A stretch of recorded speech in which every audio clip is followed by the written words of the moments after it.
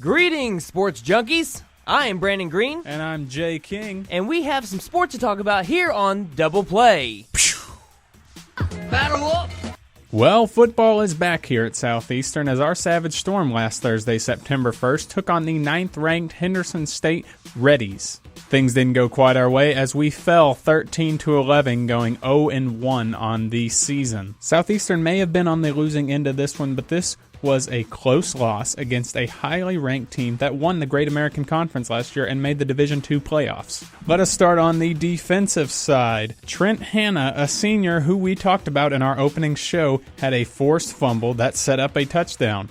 Not to mention another senior that was talked about in our opening show, Raheem Wilson, had one interception. The defense allowed 407 yards, but forced 2 turnovers. Now, allowing 407 yards, it doesn't sound great, but at the same time, they only gave up 13 points to them. So you have to look at that as a high note. Southeastern allowed a vital touchdown in the beginning of the fourth quarter that set up this 13-11 loss, as they also missed a field goal with 30 seconds left in the game that would have put them over.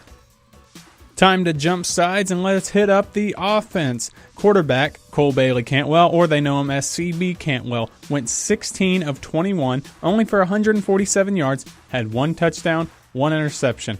We're looking at getting some of those stats up. Looked pretty darn good out there. K'Mon Farmer, another senior we said to watch out for, had the leading 6 receptions and 61 receiving yards in the game.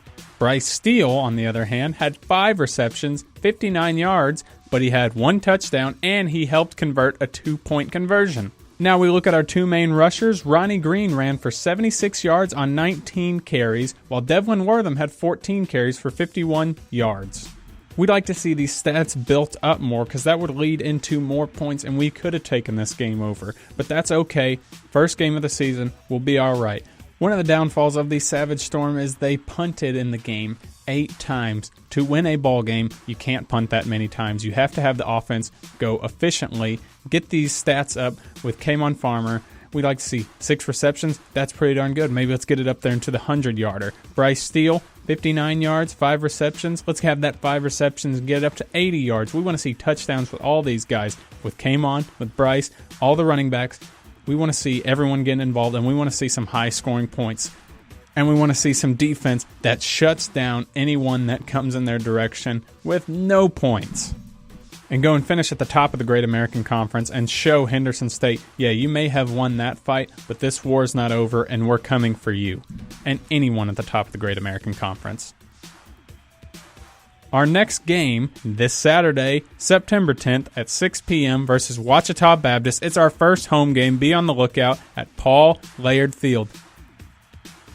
And Saturday, September 9th, that's the Friday, they're going to be playing Dallas Baptist at 12:30 p.m. and then Fort Lewis at 5:30 p.m. Next day, it's September 10th, they're playing Cameron at 12:30 p.m. and then Midwestern State at 5:30 p.m. And again, all of those are in Wichita Falls. Our town of Durant has actually made some national news for this quiet town to hit up the national scene. Tell them why. Well, here's the thing. An Oklahoma City Thunder fan who is only 16 years old, he started a petition to change the name of Durant, Oklahoma to Westbrook. Sounds bitter. It's because Russell Westbrook is more loyal than Kevin Durant, according to this fan. Even though Durant was not named after Kevin Durant, but he says we should get rid of it because it'll help ease the pain and not remind us of him. Right, and this was a change.org petition, and once again, it was a student out of Edmond. I'm sure he's been to Durant, but he's not from the area. He said that it's a constant reminder of Durant's decision to leave the Thunder for the Golden State Warriors. I remember it was the 4th of July. I woke up, I'm about to go on vacation, actually, and I'm thinking,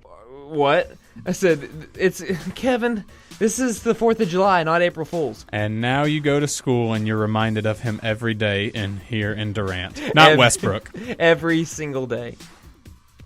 Are you having a bad day? Did last week leave you in the dumps? Well, we're going to be doing something for you right here. We're going to be giving you a feel-good sports story of the day. We're switching from last week's sports dunce to feel-good of the week, and this comes from Travis Rudolph. You don't really know the name, but he is a wide receiver at Florida State University. Now, on Tuesday, August 30th, Rudolph and several of his teammates went to Montford Middle School in Tallahassee, and they were just so happened to be in the cafeteria around lunchtime. Rudolph saw saw a student sitting by himself eating lunch, so Rudolph decided to pull up a chair next to him. Little did he know, this kid named Bo Pask had autism and does not have many friends and generally eats lunch alone. Now this picture went viral all over Facebook as his mother got it and was notified, and now they are Florida State fans for life. I mean, if you just look at the picture, you can see the guy sharing a pizza with this child, and it is the most heartwarming thing you've ever seen if you know the story behind them, which now you do. The Florida State coach, Jimbo Fisher, also said he's extremely proud of his student athletes and he knows they make the right decisions. This is just a total 180 than what we saw a couple years ago with Jameis Winston making the headlines for all the wrong reasons. Florida State has totally turned itself around in the image of the public.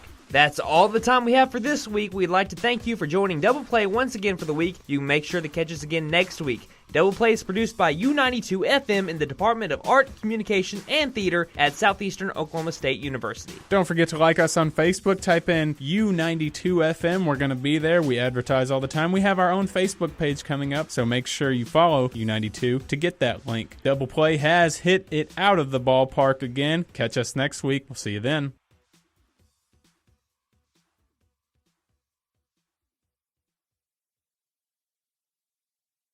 Thank you.